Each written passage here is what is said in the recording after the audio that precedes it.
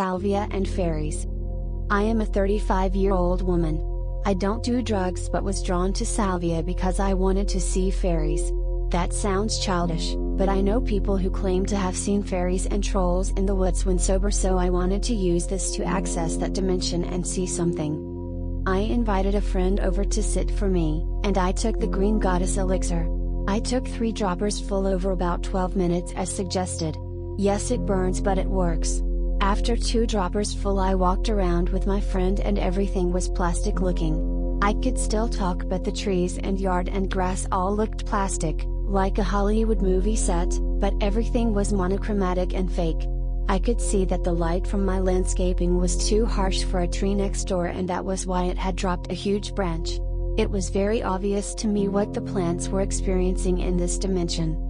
I sat down in front of the herb garden then, where I had constructed a small altar with a Buddha statue. Before taking the herb I had stated my intention with the plant, to see nature spirits and elementals, and ran everything through the blessing of my guru so nothing too bad could happen. As I took the 3rd dropper full, and held it in my mouth, I felt annoyed that my legs felt like they were falling asleep, pins and needles, and that nothing was really happening yet.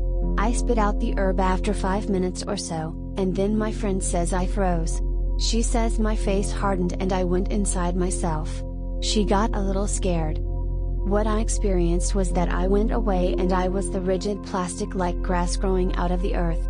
I felt so rigid and plastic. My consciousness was rigid and male. I felt like an annoyed teenager boy plant. I could feel myself frozen in space, unable to move, in my rigid plant body. I had never been anything else but this plant. I was aware that the mother lived in the house. I was aware of the glow of the house and the woman who was always there, but in an annoying teenage way, like teenagers take their parents for granted. This mother cared for the garden as best she could, but I did not appreciate her or understand her. I slightly feared her. I also morphed into some canes of the birch tree. The birch tree was next to me and suddenly I was their hard, plastic feeling but bendy canes. This was my body. Then I was back to the hard plastic grass feeling again. I had been the grass for eons, and it was my whole experience. I felt when the sun had been coming down that summer and the burn of it on the upper parts of my blades. I had a concept of my plant self as important. As I started to come to, I heard some kids going to their car talking loudly on the street. My plant self was afraid of them. They could hurt me. My plant self feared the animal strength and abilities of the people. As I bled through and my mind came back, I wobbled between being the plastic hard feeling plant and having a body. I remember clutching myself and saying, I have to come back, I am a mother and I need to come back for my child. I fought to come back but it was out of my control. I felt like I had to remember to breathe and that breath would keep me in my body. I fought to retain a regular breath. It scared me that I needed to think about breathing. Eventually I was mostly back.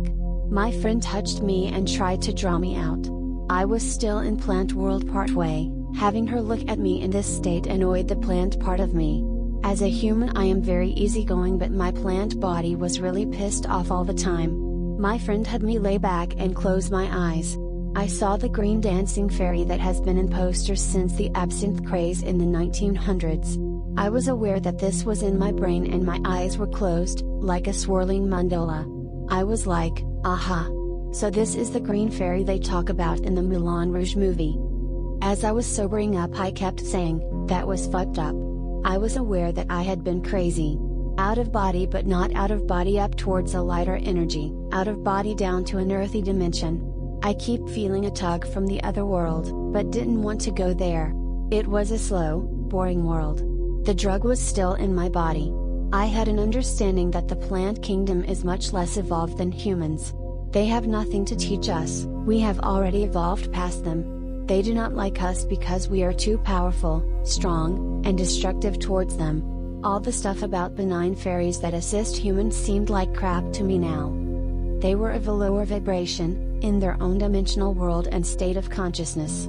They didn't care about us because they couldn't possibly relate to us, having very few senses and no free will.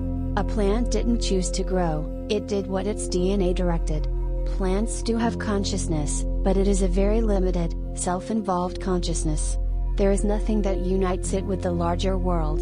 There is no large vast bliss like humans can get to in meditation. Salvia showed me a plant world and kingdom that was totally unlike what I was expecting. I was expecting the airy-fairy blissed out world of cosmically conscious plants, instead they were like selfish, boring, and fearful. For the next 4 hours I was blissed out.